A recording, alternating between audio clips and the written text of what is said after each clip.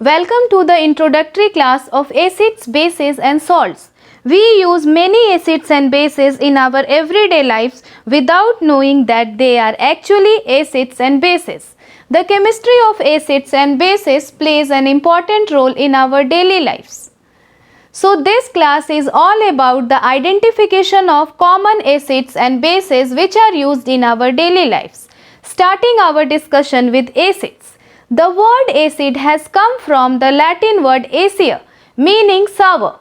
So acids are those substances which are sour in taste, and they are also the substances which turn blue litmus to red without having any effect on red litmus. About this we will learn later. You might have tasted certain foods which are sour in taste. The sourness of these foods is due to the presence of acids in them. Now we are coming to the examples of acids. You might have tasted various foods which are sour. For example, vinegar. The sourness of vinegar is due to the presence of acetic acid in it. So, acetic acid is present in vinegar.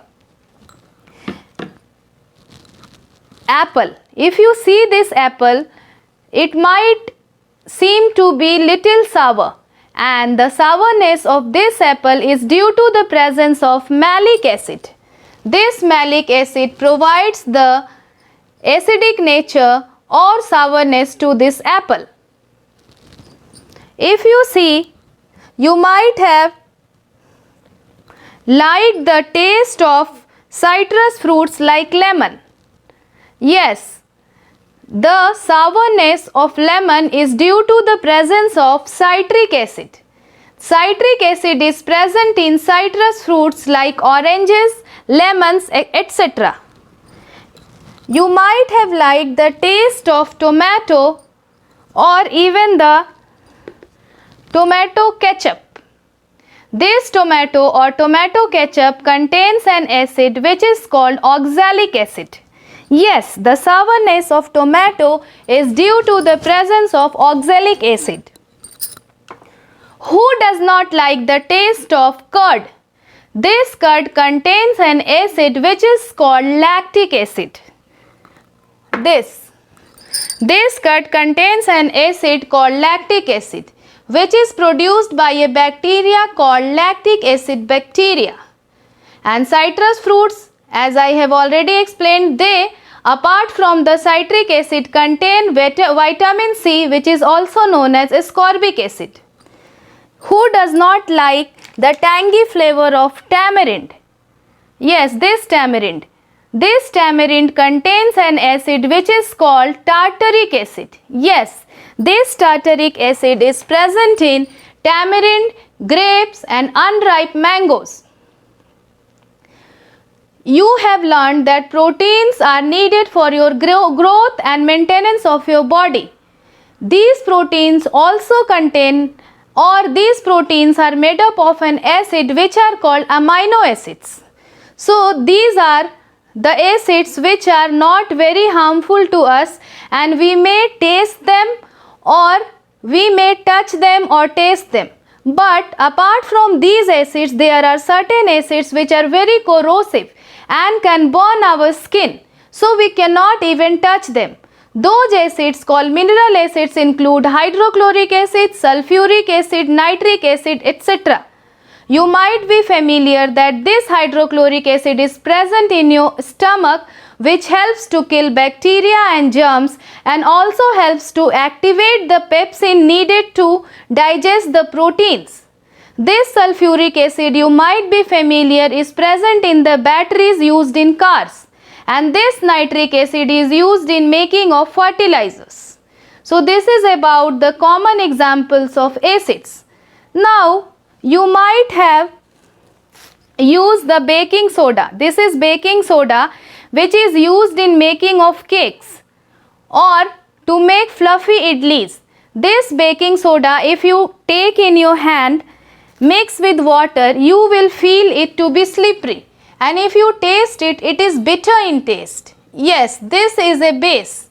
Actually, bases are those substances which are bitter in taste and slippery to touch. and if we want to identify them, they would turn red litmus to blue without having any effect on blue litmus. Now we are coming to the common examples of bases. If you have brushed in the morning, you have already encountered the first base. Yes, your toothpaste is basic in nature. This is the first base which you encounter in the morning. And for washing your hands or for washing your hair, what you use? You use soaps or shampoos. These soaps and shampoos also contain bases. So, if we see the examples of bases, bases are present in baking powder, present in toothpaste, and they are present in sodium hydroxide or potassium hydroxide, which is used in soaps. You might be familiar with the whitewash which is used to color your walls. That is made up of calcium hydroxide called lime water. This calcium hydroxide is also used to make cements. Who is unfamiliar of this window cleaner? This window cleaner also contains a base called ammonium hydroxide. Yes, this window or glass cleaner is made up of a base called ammonium hydroxide. And this Drain-X, which is used to clean your drains, it also contains a large amount of very strong base called sodium hydroxide. So basically, if we see, bases are used in cleaning products. One of the bases called magnesium hydroxide, milk of magnesia, is used as an antacid which you are suffering from acidity. Now the question is, can we taste or can we touch all the bases? Is it possible to taste hydrochloric acid or sodium hydroxide? The answer is definitely no. Yes, surely we cannot touch or taste the highly strong bases like sodium hydroxide or hydrochloric acid or sulfuric acid. They are so corrosive that if they happen to fall on our skin, they may burn our skin. So then how can we know if we are not tasting and knowing whether they are sour or bitter in taste? How do we know that whether they are acids or bases? To help us in this, there are other kind of substances which are called indicators. So what are indicators? Indicators are special chemicals which are used to test whether a substance is acidic or basic. These indicators can be of two kinds, natural indicators and synthetic indicators. Natural indicators are found in nature. For example, litmus is a natural indicator which is a purple colored dye obtained from lichens. You may recall that lichens are a combination symbiotic association between an alga and a fungus. Turmeric solution also acts as a natural indicator. China rose solution, beetroot solution or red cabbage solution, they all change color when they are put into acids or bases. It means that they are showing different colors in the presence of acid and a different color in the presence of bases.